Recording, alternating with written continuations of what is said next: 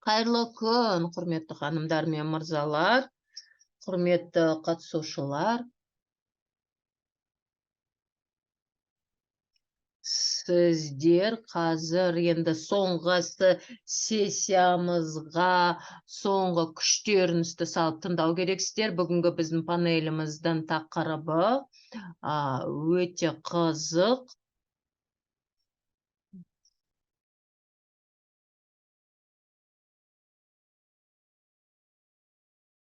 Қазір біз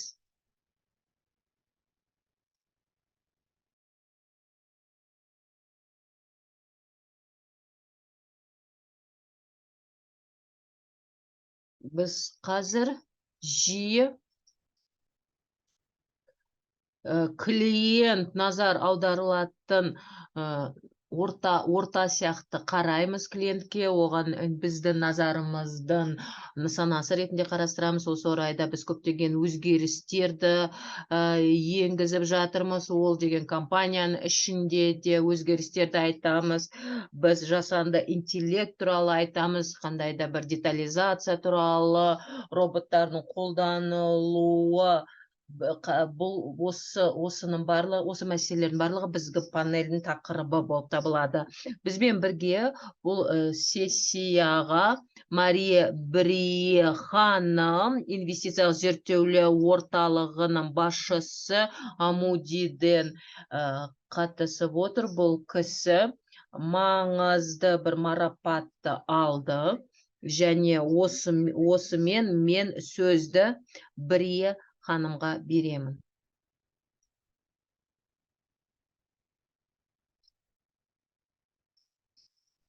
Біз сізді естіп тұрған жоқпыз, ханым. Ал енді естіп тұрсыздар ма? Амундидің инвестициялық зерттеулер мен академиялық серіктестіктің басшысы. Көп рахмет мені таныстырғаныңыз үшін. Өкінішке қарай мен сіздерге 100% келіп кездесе алмағаныма өкініп отырмын. Өте қызық бағдарлама ұсынып отыр. Қызық спикерлер өз баяндауларымен бөлісті. Бірақ мен сіздермен онлайн жүздесіп отырмын. Қазір мен сіздермен өз презентациямен бөлісетін боламын. Енді мен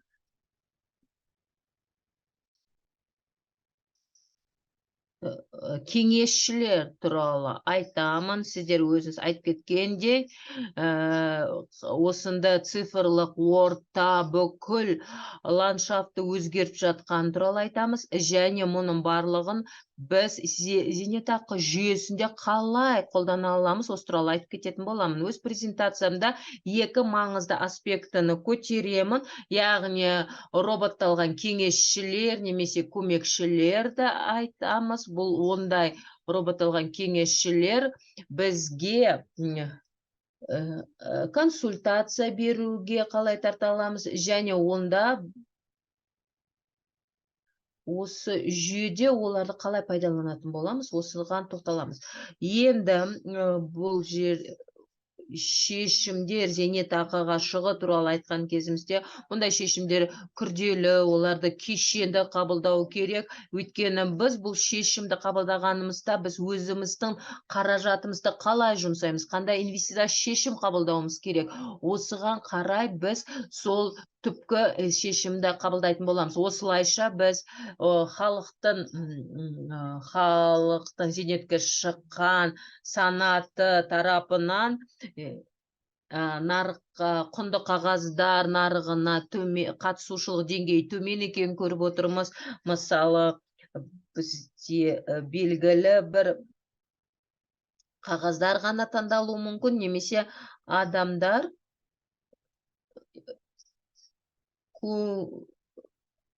зейнетке шыққан кезінде ол жинақтарына көп көңіл бөлмеуі мүмкін.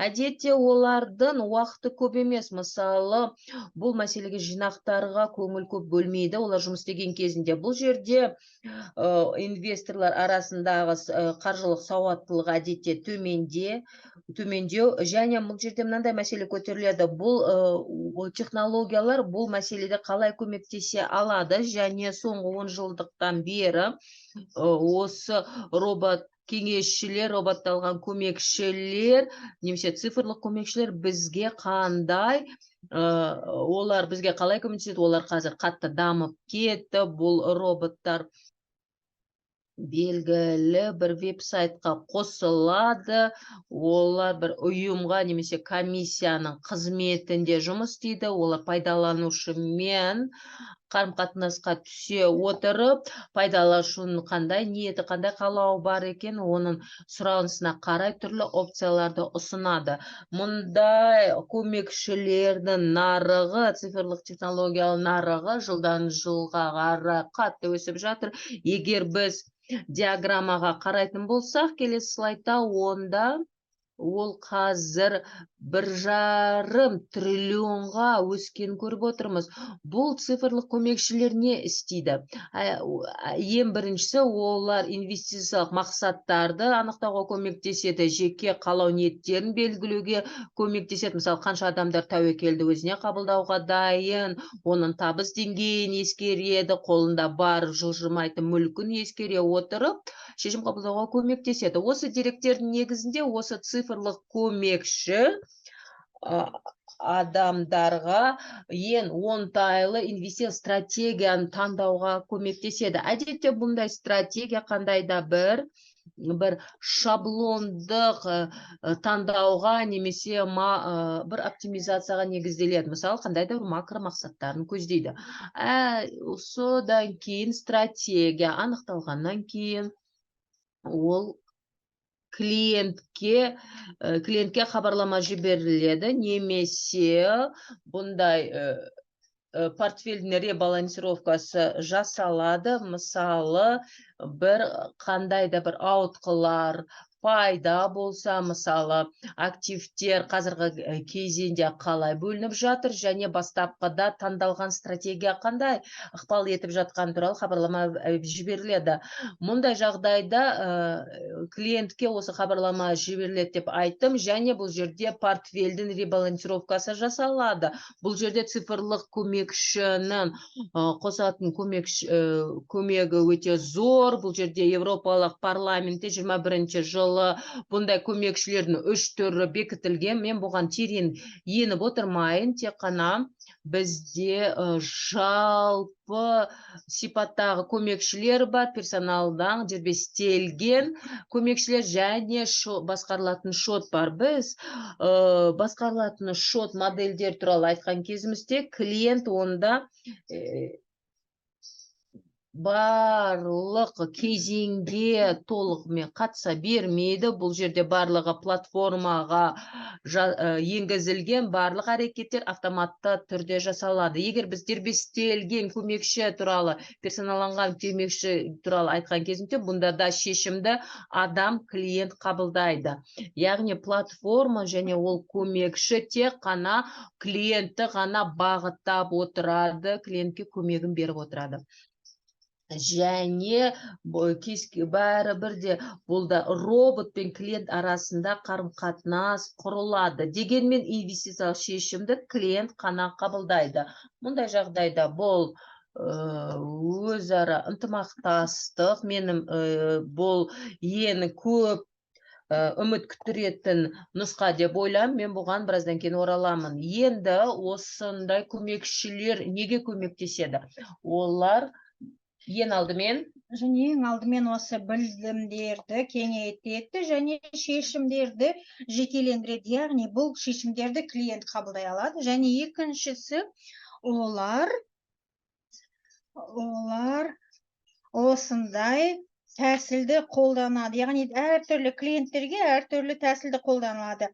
Өте жиі жағдайларда түрлі кеңесшілерде олардың әрқайсының өз түрлі тәсілдері болуы мүмкін әртүрлі топқа. Мысалы, біреу еркектерге, біреу әйелдерге қарайды. Яғни осында қайда бір болғандай осы қарым-қатынастардағы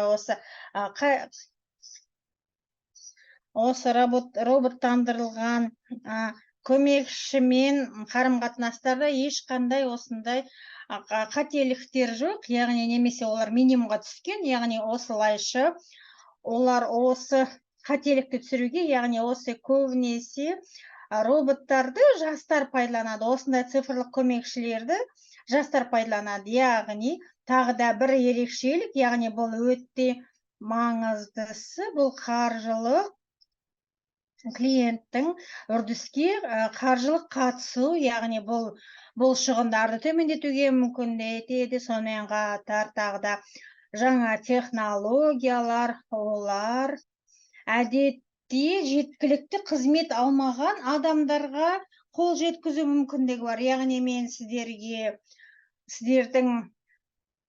сіздердің назарларыңызға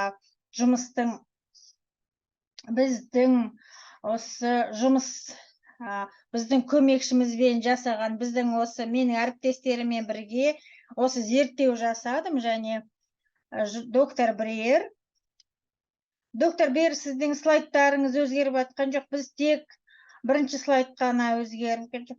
Ау, неге? Қызық екен. Өйткені мен слайдтарды өзгеріп тұрмын, тағы да көрейін. Мен экранды тағы да қосып көрейін. Онда мен осындай үлкен толық экран режимді қосайын. Ал қазір көрініп тұр ма? Сіздер көрініп тұрсыздар ма? Қазір слайдтар көрініп тұр ма? Иә, біз осының барлығын, осы талдауды көріп отырмыз. Яғни бұл осы әсер етудің, келесі слайд көріп тұрсыздар ма? Иә, 5-тен бірінші парақ. Және кешірім өтінемін, мен сіздерге бірнеше графиктарды көрсетпеген екен.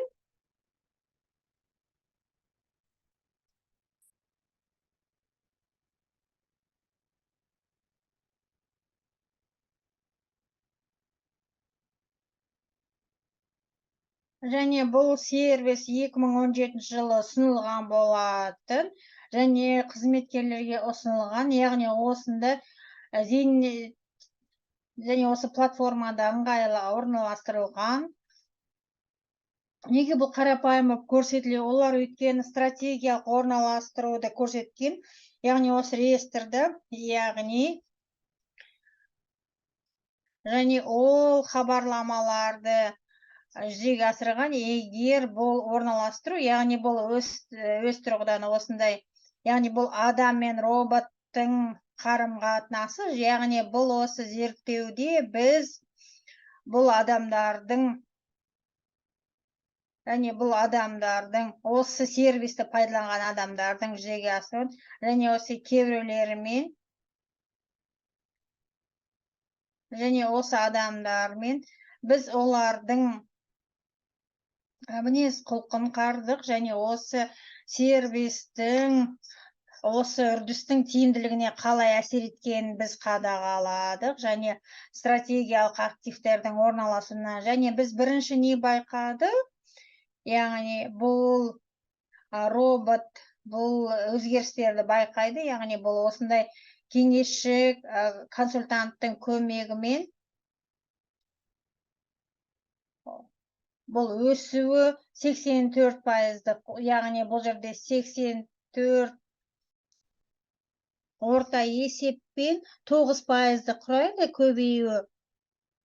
Яғни консультанттың көмегімен ол сан көбейген, яғни көп қатысушылар осы акционерлік капитал қорынан келеді. Сонымен қатар біз адамдар көбірек жинақтай бастаған, өздерінің дұрыс шешім қабылдау және өздерінің жинақтарын анықтау, және біз бұл жерде анықтағанымыз, бұл робот сонымен қатар баланстың динамикалық өзгерістерін айтады, өте маңызды. Әдеттегідей бұл көптеген консультациялар, және бұл әдеттегідей осы инвесторлар баланстық портфельді өзгертпейді, яғни олар осы капиталды орналастыруға мүмкіндіктер береді. Яғни бұл жерде біз осы баланстарды өзгертеді, олар өздерінің стратегияларына оралады. Яғни бұл жерде қауіптері төмендеген және қауіптері жоғарылаған кезге келеді.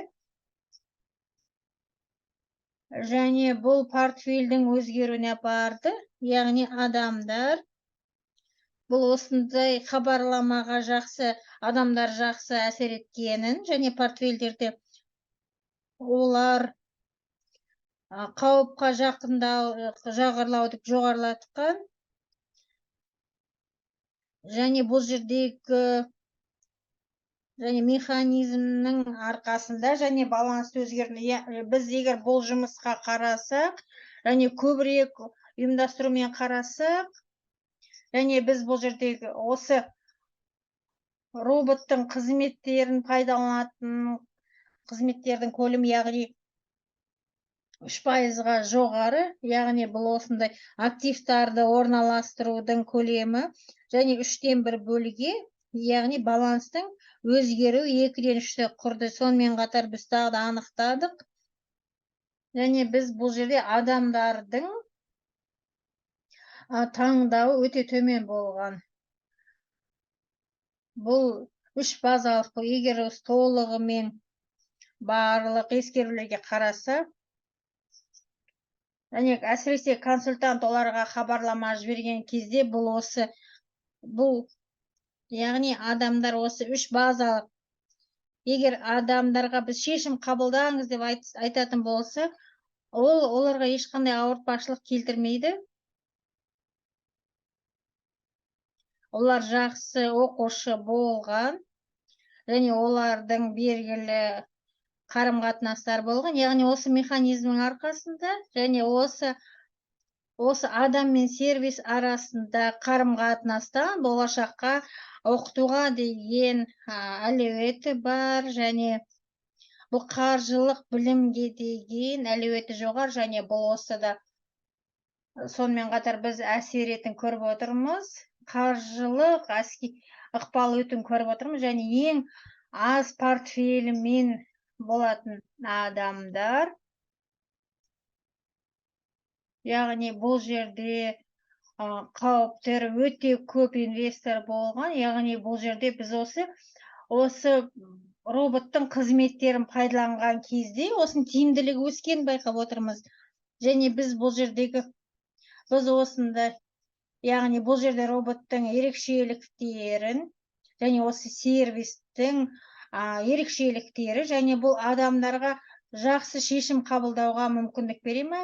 Әсіресе бұл зейнетақы қорларынан, және әрине бұл осы белгілі мәселелер болса, яғни біз көбінесе осы сервистің және бірінші маңызды мәселе біз қаншалықты алысқа баруымыз керек осы персонализацияда. Және бұл активтарды жеке, және біз бұлар артықшылық талдауды, яғни бұл жеке сипаттамалар ескеруіміз керек, және біз бұл жерде ерекшелік танытуымыз керек, яғни осы мүмкіндіктер, осы параметрлер, осы сипаттамаларға байланысты, және біз клиенттермен егер біз осы нұсқаны бағалайтын болсақ, яғни бұл нұсқаны бағалау өте қиын, яғни біз оларға қандай тәуекел алуын, яғни біз олардың мінез-құлқына қарайтын болсақ, яғни бұлар көбінесе оларды сенімсіздік, және ол өмірлік жағдайларға байланысты, түрлі факторларға байланысты, және бұл параметрлердің өзгеруі активтерді орналастыруға кері әсерін білдіруі мүмкін. Сонымен қатар біз параметрларды өзгерудегі түрлі қателіктер де болуы мүмкін. Және біз тағы да нені анықтаймыз, және бұл алгоритм нұсқасы бар. Яғни біздер адамдар жастар осы роботтың және осы үлкен буын өкілдерінде роботты пайдалануға қиындық болуы керек, және бұл жерде бұл тек қаржы саласында ғана емес, және бұларға бұл үлгі ұнамайды. Мысалы, HSBC ол өздерінің клиенттерімен олардың ішінде 19%, және бұл жерде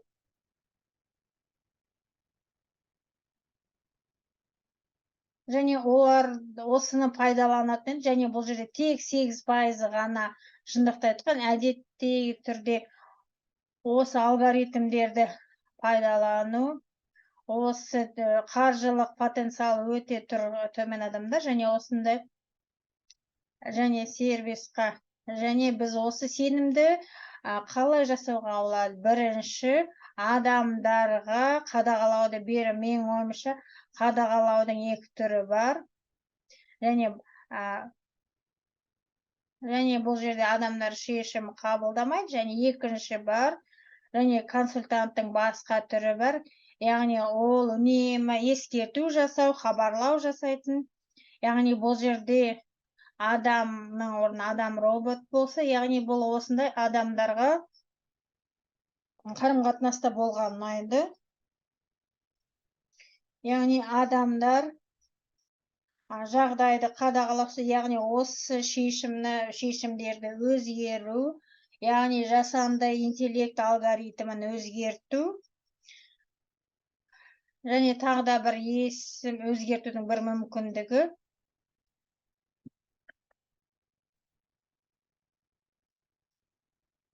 Және адамдарға түсіндіру мүмкіндігі, яғни оларға үшін үнемі ұсыныстар жасау, және бұл осы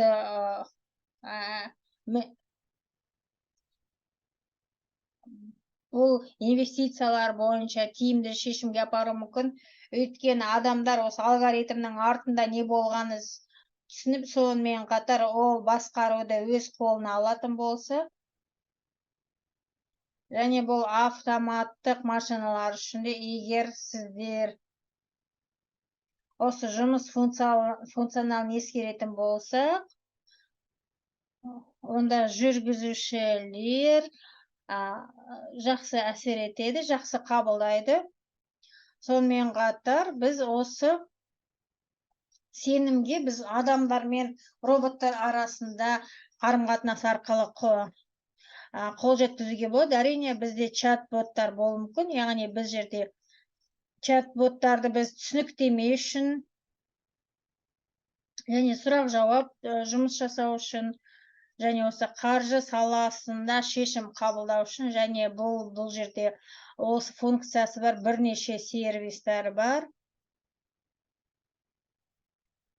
Және жасанды интеллект пайдаланатын, және осы инвесторлар стресс қабылдағанды, яғни олар осы көбірек шешім қабылдаған.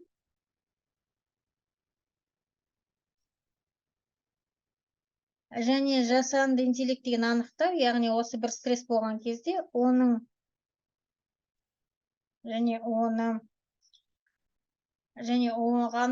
көбінесе баланстанған шешім қабылдауға көмектеседі. Және нәтижесінде мен айтқым келгені, және менің консультант робот бұл атқарушы құрал осы пенсия алушыларына көмекші ретінде, яғни бұл осы стратегиялық активтер нысандар, және бұл осы балансты өзгерту үшін. Егер мысалы біз оны өзіміз жасайтын болса, онда бір қатар сұрақтар бар. Яғни бұл осындай роботтар адамның шешім қабылдауда қосымшасы болу, және толығымен автоматтандырылған болу керек па, және бұл жерде көбінесе осы адаммен қарым-қатынас жасау арқылы үйрену, және біз олы инвесторды оқыту құралы ретінде, және осы портфельдерде оларға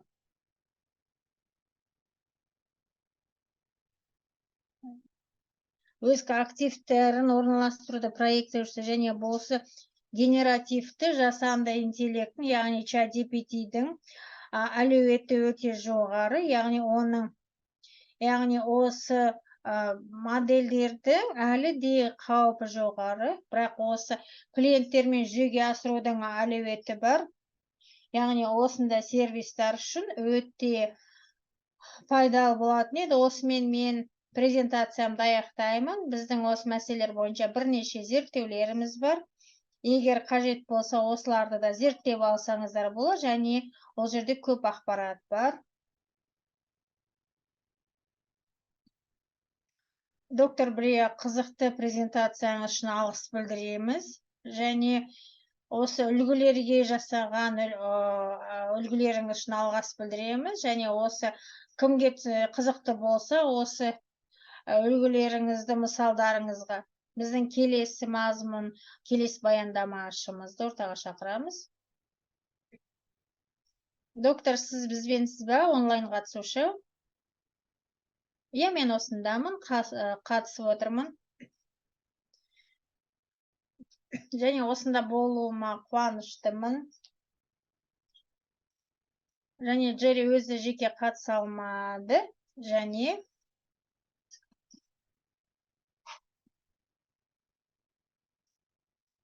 сіздермен осы сессияда қатысқаныма қуаныштымын. Және экранға презентациямды қосуға рұқсат етіңіздер. Даусым жақсы естіліп тұр ма?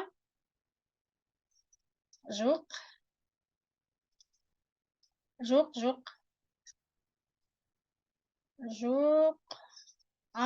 Қазір сізді көріп тұрмыз.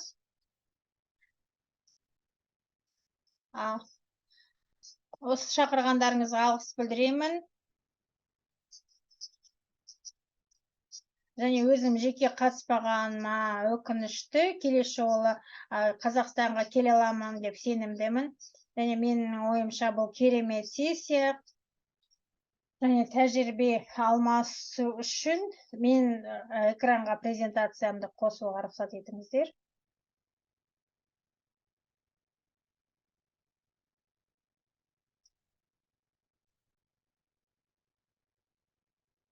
Бұл PowerPoint презентациясы, бәрі жақсы. Менің презентациям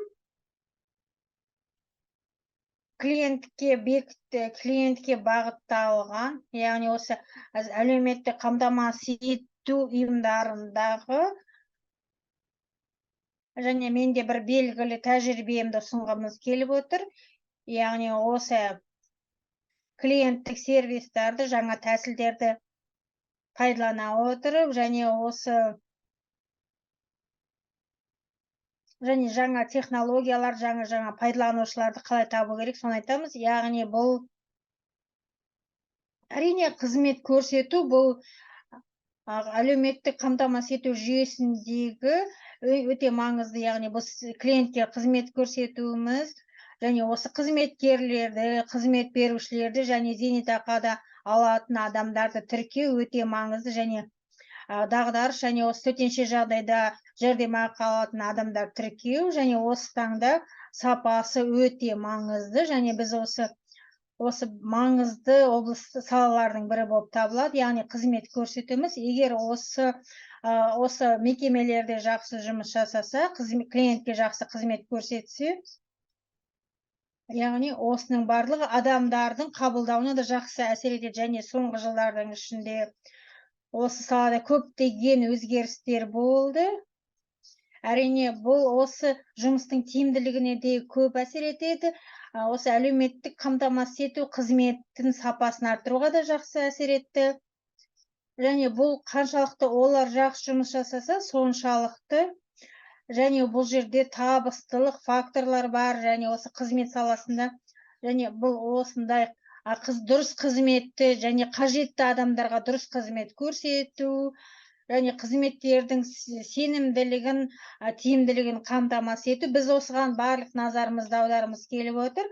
Және қызметтер олардың клиенттің сипаттамасымен, олардың қажеттеріне бейімделу керек. Яғни осы клиентке бағытталған қызмет дегеніміз не? Осыған тоқталайық. Осы қызметтерді жүзеге асыру, әрине клиенттердің көп түрлі типтері бар. Яғни осы біздің қызмет көрсетуіміз тұлғаға бағытталуымыз керек. Яғни бұл жерде біз барлығымыз клиентке бағытталған тәсілді қосуымыз керек. яғни бұл осы біріншіні қамтамасыз ету үшін біз бірінші кезекте клиенттің қажеттілігіне жақсы әсер етуге мүмкіндік береді. Яғни осы клиенттерге әлеуметтік қызмет көрсету мекемелері түрлі адамдарға қызмет көрсету керек. Мысалы, қызмет берушілерге, жұмыс берушіге, түрлі типтағы жұмыскерлерге. Және осы көп елдерде сонымен қатар, және өздерінің географиялық ерекшеліктері бар. Және осы ерекше осал тұлғалар бар, оларға да қызмет көрсетуіміз өте маңызды. Яғни осы клиенттердің қажеттіліктері бар, және осылардың арасында және екіншісі бұл осы түрлі каналдарды арттыру, және осында және біз өзіміз көп арналы тәсіл деп айтып отырмыз. Яғни бізде бірінші кезекте осы әр түрлі адамдармен осы мекемелермен қарым-қатынас жасау мүмкіндіктеріміз бұл, және оларға көбінесе біз тиімді әсер ету бұл, және осы клиентке бағытталған тәсілдің үшінші бөлігі ол әртүрлі стратегияларды пайдалану, және ол бізге осындай қызметтерді тиімді жүзеге асыруға мүмкіндік береді. Әрине, бұл жақсы естіледі, құлаққа жағымды естіледі, бірақ біз шешетін бір қатар мәселелер бар. Және бұл осы тәсіліміз барынша тиімді болсын, және бұл осы тәсілдерді түсінуіміз үшін, және осы клиенттердің біз қажеттіліктерін түсінуіміз керек. Және біз осы бір тарапты топтарға айтуымыз мүмкін, бірақ біз салымдарды төлеу туралы айтатын болса, және осы салым түрлі қызметкерлер, жұмыскерлер туралы айтқан кезде бұл мәселе өте күрделі, және бұл өте адамдар әртүрлі қамтамасыз ету, және сонымен қатар бұл осы клиенттердің қажеттіліктері мен мінездемелері әртүрлі, және олардың қажеттіліктері өзгеріп тұрады. Әрине, бұл қиын. Сонымен қатар осы өзара қарым-қатынас етудің тиімді арналарын анықтау өте қиын. Мысалы, әртүрлі клиенттердің әрине санаттары, жасы, қажеттілік, және әрқайсының өзінің жеке ниеті мен қалауы бар. Сонымен қатар бізде бұл жерде диверсификация бар, яғни бұл колл-центр бар, яғни бұл осы адамдармен дәстүрлі түрде қарым-қатынас жасау бар. Яғни осы көп қызметтер қазіргі таңда осы жасанды интеллектке де негізделіп отыр. Сонымен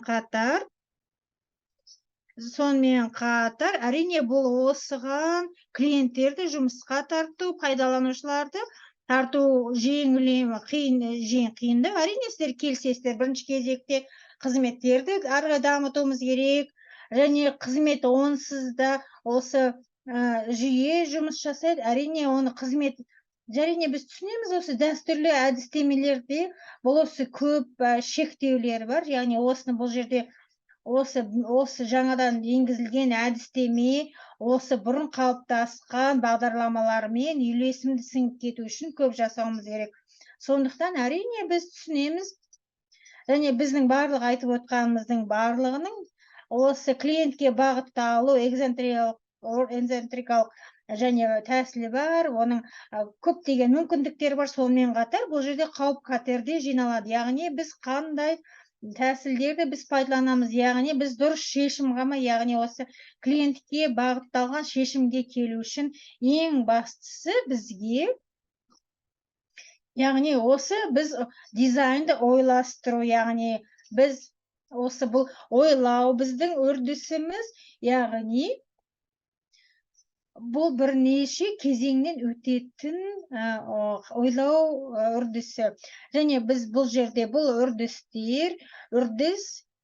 5 қадамнан тұрады. Бірінші бұл осы айту және эмпатика дейміз. Яғни біз осындай интервью жасаймыз, клиентпен қарым-қатынас жасаған кезде оның қандай сұрақтары бар, оны мазалайтын, біздің клиенттің алдында қандай қажеттіліктер бар, және оған не қажет екенін осы қызмет тұрғысынан, осы әлеуметтік қамтамасыз етуден екіншісінде біз осы анықтау, яғни біз осының рөлінің түрін анықтаймыз. және оған біз клиент неге бағытталады, және үшіншісі бір белгілі шешімді анықтау, және содан кейін бір белгілі прототипті сақтау, және бесінші біз осы сынама жасау, яғни тестті енгізу. Ол қаншалықты бұл тәжірибеде, нақты өмірде қаншалықты бұл жүзеге асыру, яғни қарасақ осындай ойлаудың осындай прогрессі, яғни бұл осы табысты болған. Ал біз технологиялық шешімдер туралы айтқан кезде бізге осы тиімділіктерді ескеруіміз керек, және біз осы сәтте, және бұл тағы да бір тәсіл, яғни бұл agile методологиясы, яғни бұл осылардың айталымы, яғни олар әмбебап технологиялық және автоматты түрде деп айтуға болмайды. Оларды біз басқалардан да үздік деп атап өте алмаймыз, бірақ олардың шын мәнінде цикл өте қысқа, және олар тез арада нәтиже береді, яғни олардың енгізудің циклы қысқа болғандықтан нәтижені біз тез аламыз, және олар осы функционалдықты қамтамасыз етеді, яғни коммерциялық технологиялық шешімдер арасында қысқа байланысты, яғни бұл жерде бірлескен қандай да болса шешімді және клиентке бағытталған шешімді қабылдауға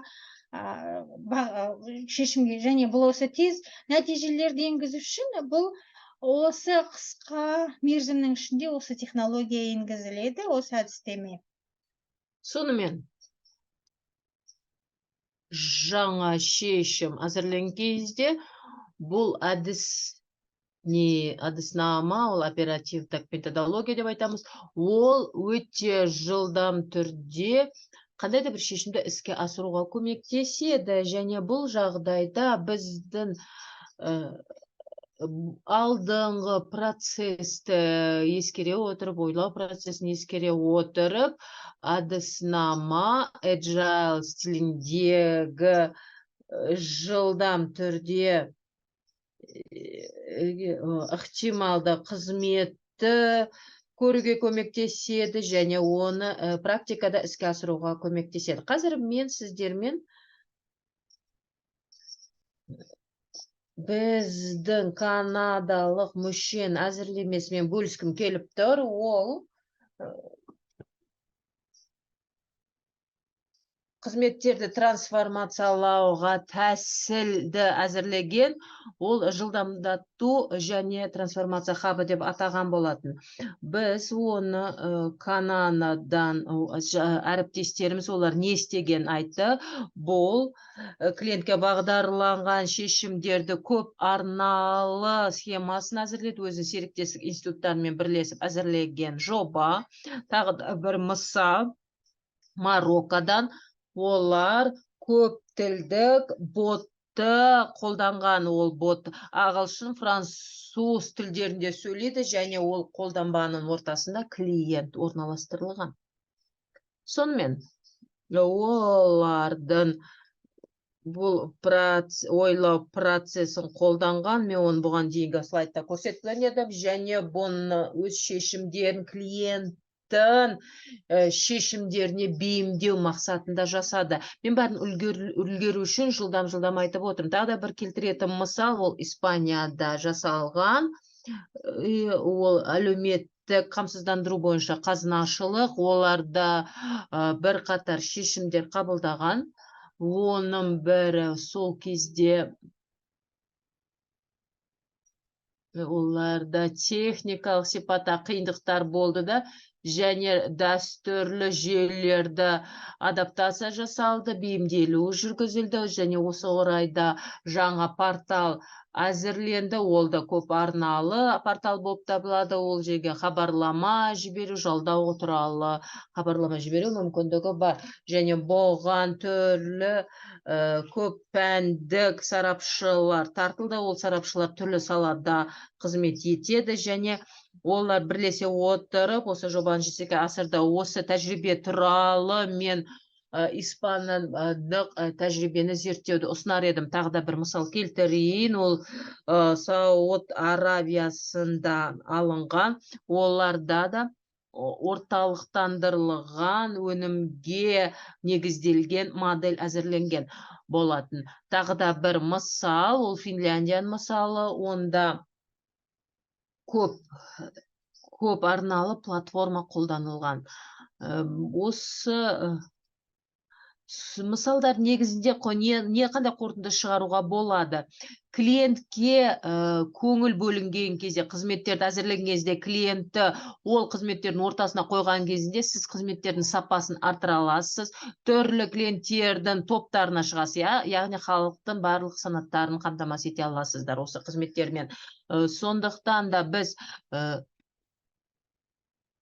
халықтың түрлі санаттары, топтары айтқан кезімізде шығуы, қамтамасыз етуі қиын адамдар топтары бар. Сондықтан кейбір институтты халықтың белгілі бір топтармен жұмыс істегенді онша қаламайды. Ал егер қызметтердің ортасында адам тұрса, клиент тұрса, онда жұмыстың нәтижесі бұл бағытта жақсы жүргізіледі және нәтижелерді тамаша болады. Және бір жағынан ондай процесте, мысалы, ойлаудың 5 қадамы, немесе agile әдіснамасы қабылданса, онда бұндай жобаларды тиімді жүзеге асыруға көмектеседі. Және бізде өзіміздің мүшелерімізге есеп берушілікте нұсқаулықтар бойынша, мақалалар, жарияламдар бойынша көмектесеміз, яғни осындай шешімдерді іске асыруға көмектесеміз. Мына жерде ИСА нұсқаулығы бар, адами ресурстарды басқару бойынша нұсқаулығы келтірілген. Сонымен қоса цифрландыру дәрежесін жақсарту бойынша нұсқаулар келтіріліп отыр. Менің презентациям сіздер үшін қызық болды деп үміттенемін. Назар бөліп тыңдағандарыңыз үшін рахмет. Рахмет. Джефрик мырза, көп рахмет сізге. Әсіресе біз түрлі практикалар тұрғанда айтты, тәжірибелер тұрған айтқан кезімізде, бұл қызметтерді біз адамға бағдарлай отырып, клиентті басты назарға қоя отырып әзірлеген аса тиімді болып табылады. Енді келесі презентациям цифрлық трансформация тақырыбына және жасанды интеллект тақырыбына жасалған. Бұны айтатын Камберадан Австралияның тәуелсіз сарапшысы айтатын болады.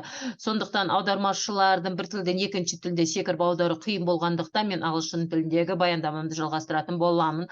Осы орайда мен ұйымдастырушыларға рахмет айтамын осы шараға шақырғандары үшін. Бұл жерде өте қызық презентацияларды тыңдадық. Бұл жұмыс күніміз ұзаққа созылды және менің жасанды интеллект туралы презентация біздің көңіл күйімізді көтереді деп үміттенеміз күніміздің соңында. Мен осы ортаға келгеніме, Алматыға келгеніме қуаныштымын. 30 жыл бұрын мен Алматыға алғашқы рет келгенмін. Дүниежүзілік банктың миссиясында келгенмін. Бұл жерде әлеуметтік сектордағы реформаларға арналған миссия болатын және ол кезде реформалар кезеңі болатын еді. Біз Алматыға жиі келетін едік. Сол кезде мен Бишкекке де барған едім. Мен ол кезде кіші санатта қызметкер едім. Менің ол жерде жасымда жас болатын. Мен де елді зерттеуге де қарап шығуға да мүмкіндіктерім көп еді. 2018 жылы мен техникалық форумға қатысқан болатынмын Астанада. Және ол жерде мен ол қаланың өзгергенін көрдім. Онда барлық жағдайлар өзгергенін байқадым. Және әрине осы бүгінгі күні Қазақстан жетістіктері туралы естіген қуанып отырмын. Көптеген жасалған жұмыстарға да көңілім тойып отыр. Әрине, мен бұл жерде техникалық саладан маманымын. Мен бұл жерде түрлі бағытта, түрлі салаларда қызмет ететін сарапшыларды көріп отырмын. Біреулер инвестициямен айналысады, кейбіреулер жасанды интеллектпен айналысады. Енді қаржыгерлер арасында мен өзімнің жасанды интеллект жағынан қандай оймен бөлісе аламын, не айтқым келеді. Менің әріптесім Рауль Agile тема туралы айтқан еді. Мен де өте жылдам, agile сөзі қалай аударылса дәл солай, мен де жылдам сіздерге презентациям өткіземін. Қазір өз презентациям соңғы жағына өтемін. Өйткені біздің күніміз ұзаққа созылып кетті. Әдетте біз кешке бір жерден оралған кезімізде біз ең маңызды 3 жайтты ғана есте сақтаймыз. Сондықтан да мен презентацияны оқып отырмаймын. Мұнда нені есте сақтауға болады? Жасанды интеллект туралы айтқан кезімде есте сақталатын 3 нәрсе бар. Біріншісі, деректер бірінші кезекте, бірінші орынға қойылады. Технологияларды ұмытыңыздар. Ең маңыздысы ол деректер. Деректер ол сізге тиесілі деректер, ол сіздің азаматтарыңызға тиесілі деректер. Бұл шынымен өте құнды ақпарат. Сондықтан бұндай деректерді мұқият сақтап жүру қажет. Әр уақытта есте сақтаңыздар, ең маңыздысы ол дерек. Одан кейін екінші есте сақталатын нәрсе, біз қазір акцентті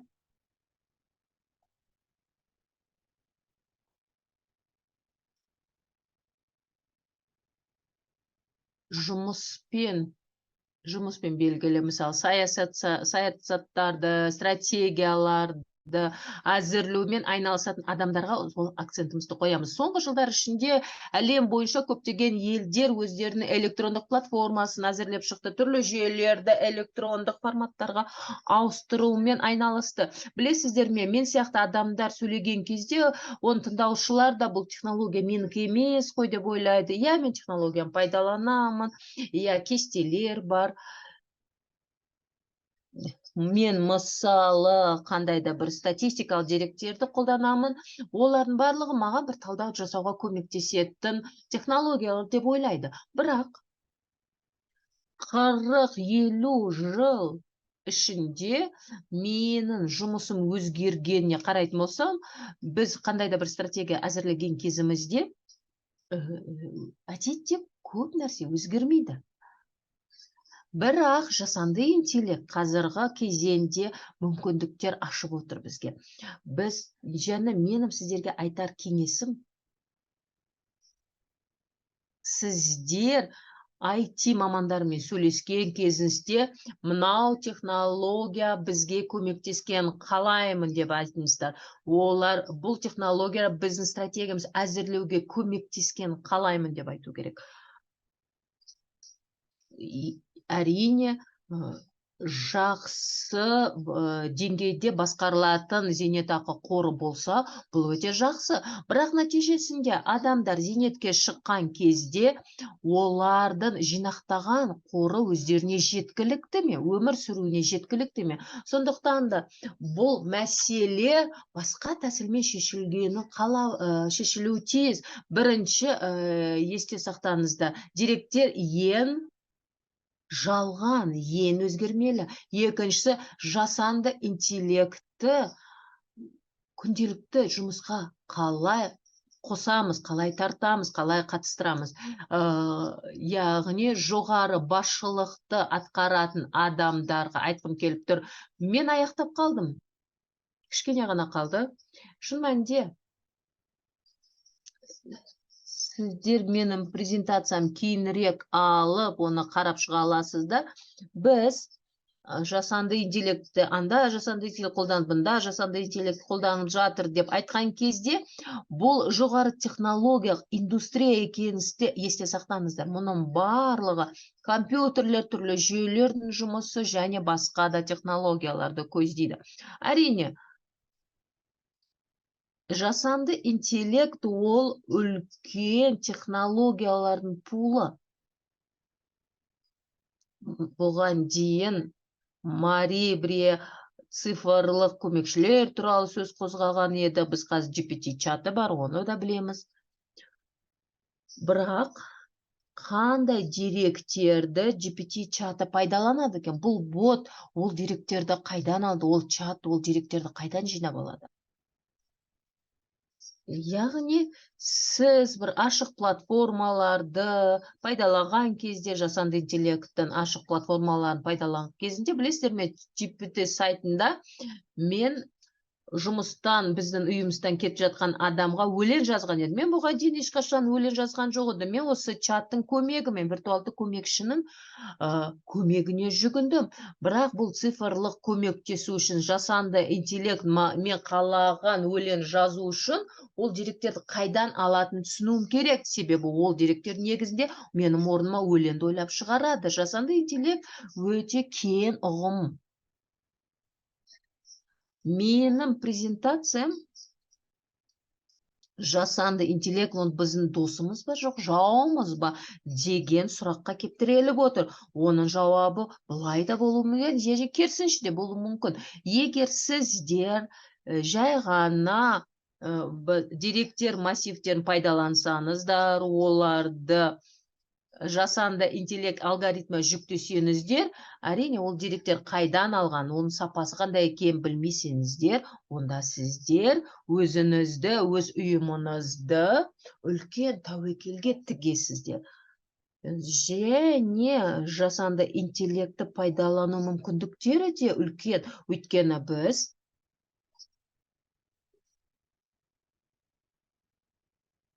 статистикалық деректердің нәтижелерін пайдаланамыз, себеп салдарды байланысты анықтай аламыз, және терең детальдарды қарастыра аламыз. Яғни бұл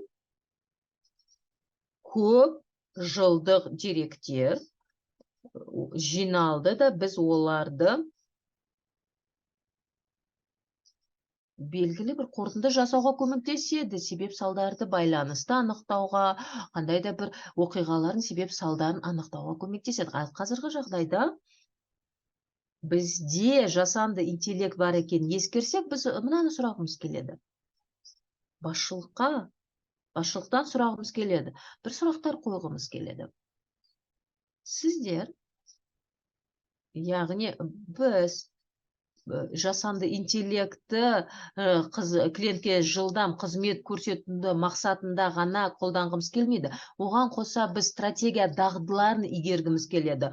Ол белгілі бір кезеңдегі дәлелдемелер базаға негізделген қалаймыз. Оның негізінде біз шешім қабылдағымыз келеді. Енді әлеуметтік қамсыздандыру жүйесіне келетін болсақ, ол жерде көптеген компоненттер бар, естеріңізде бар ғой. Бүгін бірақ әлеуметтік қамсыздандыру жүйесі түрлі компоненттер бойынша бақыланады, түрлі жүйелерді ескереді, және оның мәні адамның жасына қарай, өмір сүру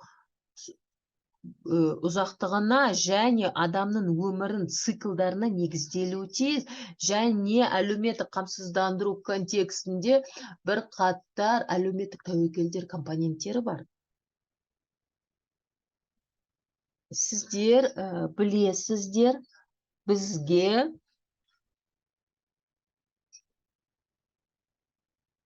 біздің жұмысымызда түрлі компоненттер ескерілгенін қалаймыз. Және жасанды интеллект және GPT чаты бұл цифрлық бот қиындықтарды түсінбейді. Адам өмірін қиындықтарын түсіне береді, және оның қазіргі жағдайға қарайтын болсақ, біз жасанды интеллектпен шешім қабылдайтын адамдарды алмастырғымыз келеді. Яғни біз жасанды интеллектте біз дәлелдемелі базаны қолданғымыз келеді, және қорытынды жасауға мүмкіндік беретін деректерді пайдаланғымыз келеді. Мысалы, PhD дәрежесіне диссертация жазуға да пайдаланғымыз келеді. Өйткені саясат деңгейінде ден қою анағұрлым жылдам болу, және ол дәлелдемеге негізделген тиіс. Танымал жауаптарға қарағанда, бүгінгі күнде саясаткерлердің танымал жауаптарына емес, ол қазіргі шынайы болмысқа негізделуі тиіс. Дегенмен сіздің қолыңызда, сіздің пікіріңізді дәлелдейтін дәлелдемелер бар. Бұның барлығы неге әкеледі? Біз жасанды интеллектті қолданамыз, және сіздер келесі нәрсені ойлауыңыз керек. Бұл этикалық тұрғыдан қолдану және оны жауапкершілікпен қарауымыз керек. Бұл сіздің деректеріңіз, сіздің отбасыңыз мүшелері деректері, және бұл шешімді қабылдайтын адамдар, этикалық тұрғыдан дұрыс қабылдайтын адамдар, ол сіздер өздеріңіз болып табыласыз. Бұл үлкен жауапкершілік. Яғни біз оны қабылдайтын, біздің осы біз жасанды интеллектпен бірге болса үлкен билікпен бірге бізге үлкен жауапкершілік келеді. Және мен бұл жерде назар және бұл ерекше сілтенетін, яғни бұл бірінші кезекте бұл осы персоналды түрде, яғни осы Спайдерменнің персоналды кодексін айтып, және бұл жерде менің айтарым, яғни осы жеке деректер және олар жасайтын алгоритмдер, олар үлкен жауапкершілік және осы әлеуметтік қамтамасыз ету жүйесінің өкілдері ретінде сізге жауапкершілік өте көп жүктеледі. Және біз ешбір қандай қауіпсіз инвестициялар болмайды. Және біз нені көріп жатырмыз? Және біз үшін жасанды интеллект нені ашады? Әрине бұл өте көп қауіп қатер, және бізде алдымызға деген көптеген мүмкіндіктерді алып жасады. Біз ол жаққа ұмтылума, сонымен қатар ол бізге тағы да ескеретін, біз осы қауіп қатерді де ескеруіміз керек. Және әлбетте біз осы презентацияларда сілтеме жасалатын мүмкіндіктерде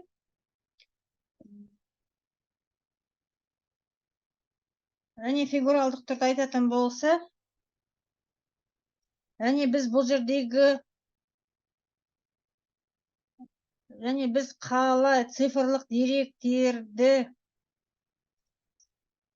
және білім алуға арналған фундамент және нақты жағдайды, әрине деректер дегеніміз ол деректер, егер сіздер осы инвестициялар бойынша кеңес айтатын болсаңыздар, онда бізде Қазақстанда министрлік бар. Мен сіздерде осы жылдың ішінде осы бағытта қанша конференциялар жасалғаны білмеймін, осы жасанды интеллект саласында, және бұл осы мүмкін 100 ба 150 ма конференция, яғни бұл жерде осы конференцияға кім қатысып отыр, осы конференциялар не туралы, нәтижесі не туралы, нәтижелері қандай. Яғни біз көбінесе тек қана ақпаратты жинаймыз да, мына жерде ақпарат болды, мына жерде ақпарат болды деп ескереміз, конференция болды. Шын мәнінде контекст беретін ақпарат, және осы конференцияның мәні не, мазмұны қандай.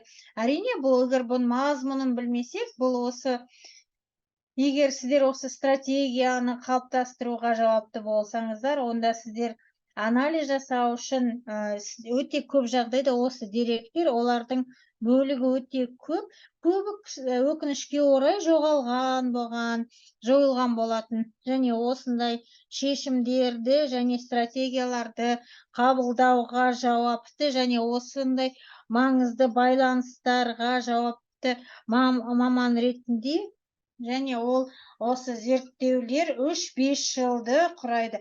Яғни біз бұл жерде нені байқаймыз? Яғни осы жасанды интеллект айналымында барлық мәселелер, осы буындарды қалай жасау керек, яғни өз арасындағы буындарды қалай бізге көрсету керек, яғни олар нақты жағдайды түсіндіру керек, және сіздерде қаншалықты, әрине адамдардың 20% ол экономикаға да айналысады.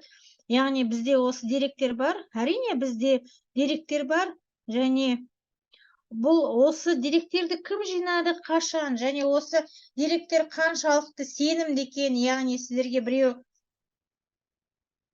бір алгоритм айтса, және осы адамдар осы деректерді қаншалықты дұрыс қабылдайды, яғни мен осы көбінесе осы туралы ешнәрсе көп білмеймін, және осы деректер массив бар, яғни осы стратегия саясатты насихаттау,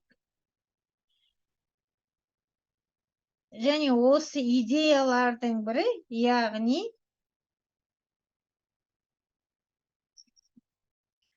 бұл осы жасанды интеллект жасайтынның, осы біз оның көмегімен біз күрделі мәселелерді шеше аламыз. Яғни менің әріптесім осы еуропалық әлеуметтік желілердің бірі болып директор болып табылатын, яғни біз технологияларды пайдалана болсақ, біз онда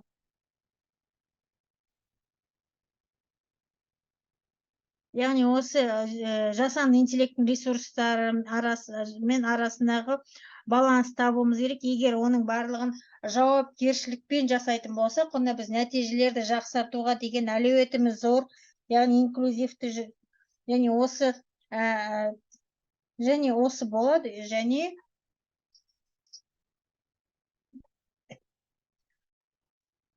сіздің жандарыңыздағы адамдар осы жасанды интеллекттің арқа көмегімен сіздер басқара аласыздар. Әрине, бұл шақыруларыңызға көп рахмет.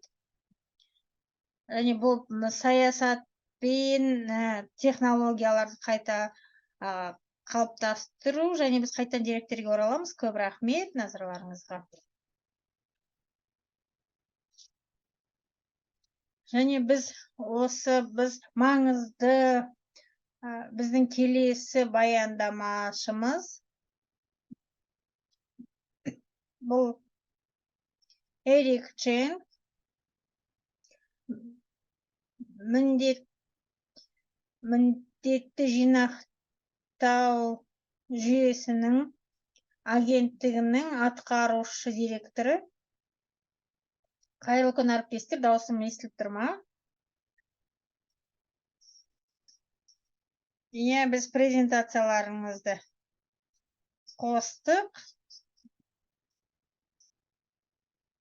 Және мен осы дөңгелек үстелге қатысуға қуаныштымын, және бұл жерде бүкіл әлемнен қатысушылар келіп өздерінің тәжірибелерімен бөлісіп отыр, және осындай әлеуметтік қамтамасыз ету бойынша, және бұл өздеріңіз осы робот консультант бойынша презентация өте қызық болды, және менің баяндамамда сіздерге қызық болады деген сенімдемін. Және біздің әлемде осы технологиялардың рөлі күннен күнге жоғарылап баратқан кезде, бізде бүкіл осы секторлар бойынша, және бұл біздің өмірімізді ыңғайлы болып жасап отыр, және бұл бізде бірқатар тенденциялар бар. Және Гонконг осының барлығын тани отырып, және осы бағыт бойынша өз жолын бастаған болатын, және бұл зейнетақы жүйе үшін біз платформаны жүзеге асырдық, және бұл біздің жұмыс жасайтын жұртшылығымызға мүмкіндік береді, және сіздерге қысқа мерзімді шолу жасауға рұқсат етіңіздер. Және бізде мультипликациялық жүйе Гонконгта жұмыс жасайтын. Бізде ақпаратты қорғау, яғни зейнетақы салымдарын қамтамасыз ету, және бұл жерде жұртшылықтың базалық. Әрине, бұл базалық элемент, және біз олармен басқалармен салыстырған кезде өзіне жеке салымдарды қосады, және жүйе тұрғын жағдайларды қамтамасыз етеді, және маңызды бөліктері, және оны жеке қорлар басқарады, және толығымен, және бұл мүмкіндік бізге қауіптарды басқаруға мүмкіндік береді. Және оларды қор тағайындайды, және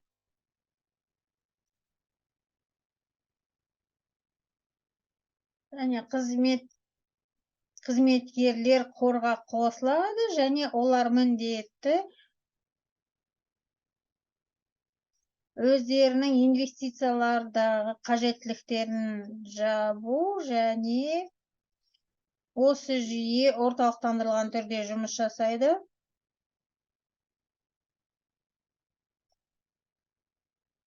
Және бұл жүйенің ерекшеліктері мына бізге көрсететін статистика. Бізде 13-тен асын, және олар шамамен 450 мың қызметкер оларға қызмет көрсетеді, және осындай 1,7 миллион.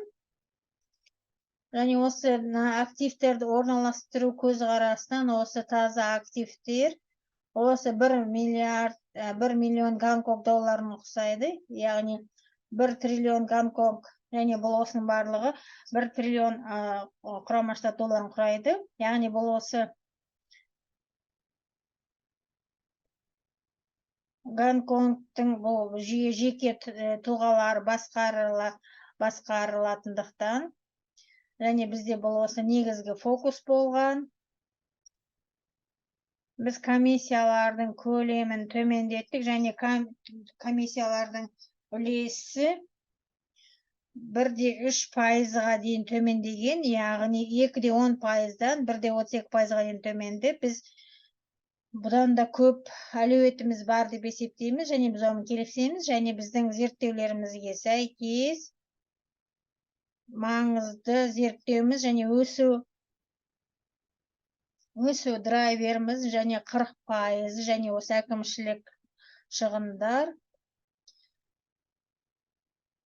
Және осы біздің мүшелеріміздің, және келесі слайдтарда біз осының барлығын қалай жұмыс жасайтынын көрсетеміз, және жаңа жоғарыда айтылғандай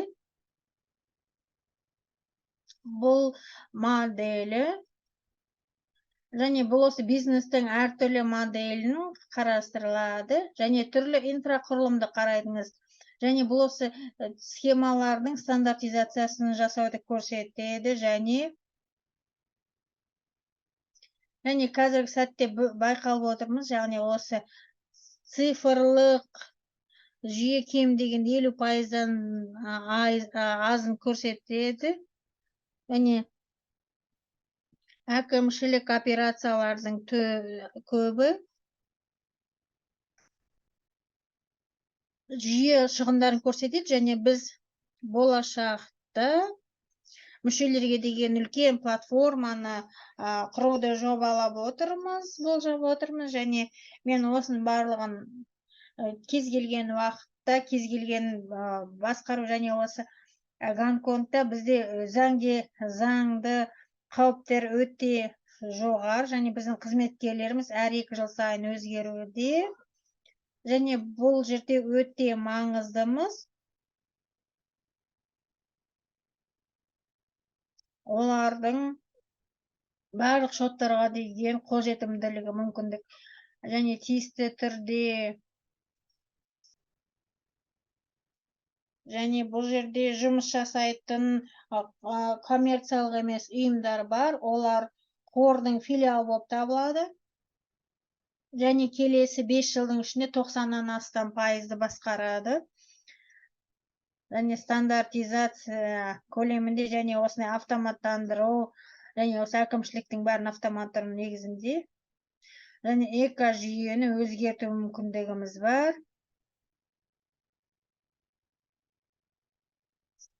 Және бұл бізде 3 маңызды элементтер бар: инвестицияларды басқару, және сенім тұлғалардың қызметтері, схемаларды басқару, және бұл бізге осы 3 бағытта бәсекелестік жасауға мүмкіндік береді, және бұл нарыққа деген қолжетімдікті жеңілдетеді.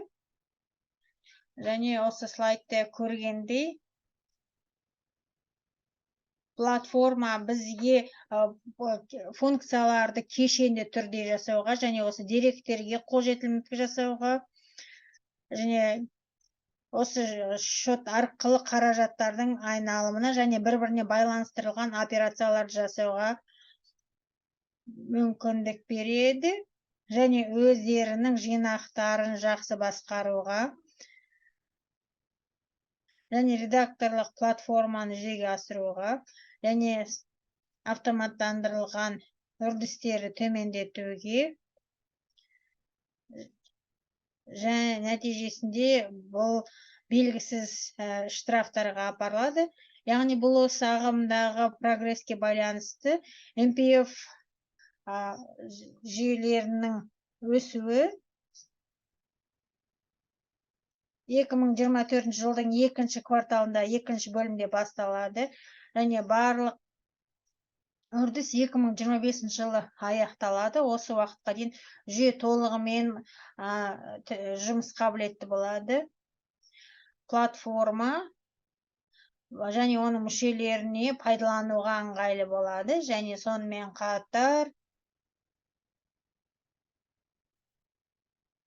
сол комиссияның суммасын төмендетуге мүмкіндік береді, және сіздің мүшелеріңізге және жұмыскерлеріңізге, жұмыс берушілеріңізге, және бұл жерде ең сіздің маңыздыңыз ол комиссияны төмендету. Және біз осы комиссияның төмендеуін, кем дегенде пайызға төмендеуін біз күтіп отырмыз. Және қаржылық мүмкіндік кем дегенде 5 миллиард долларды құрайды, және бірнеше жылдың ішінде.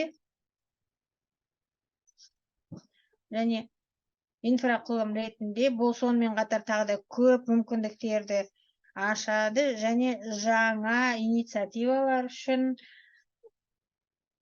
зейнетақы салымдарды қорғауды, және сонымен қатар бұл жерге мемлекет тарапынан инвестицияларды ашуға мүмкіндік беріледі, және осы платформаны аша. Және сөзімнің соңында платформа өзгертуге және пенсия Гонконгтың зейнетақы жүйесінің жақсаруына ықпал етеді. Назарларыңызға рахмет, және конференцияға шақырғандарыңызға алғыс білдіремін.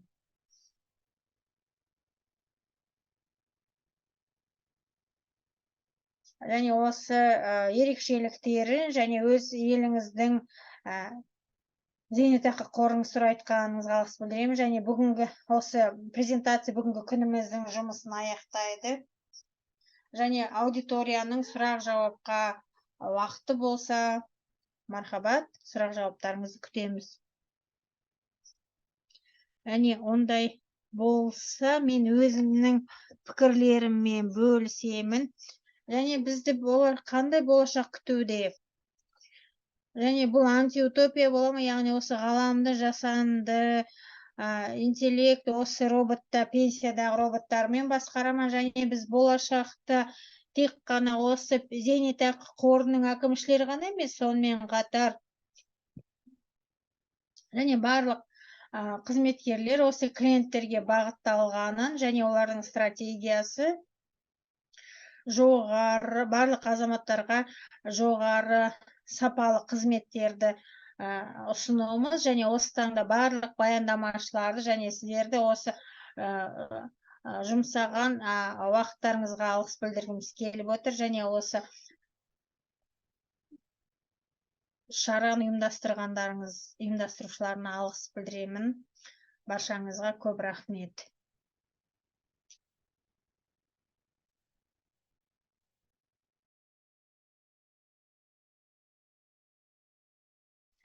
Сіздерге алғыс білдіреміз. Біз барлық сессияларды аяқтадық. Барлық модераторларға, барлық баяндамашыларға алғыс білдіреміз. Және біз қазір ескерткіміз келгені, бізде кешкі ас жоспарланған, кешкі сағат 8-де осы жерге жиналамыз. Осы жерде кешкі ас. Назарларыңызға рахмет.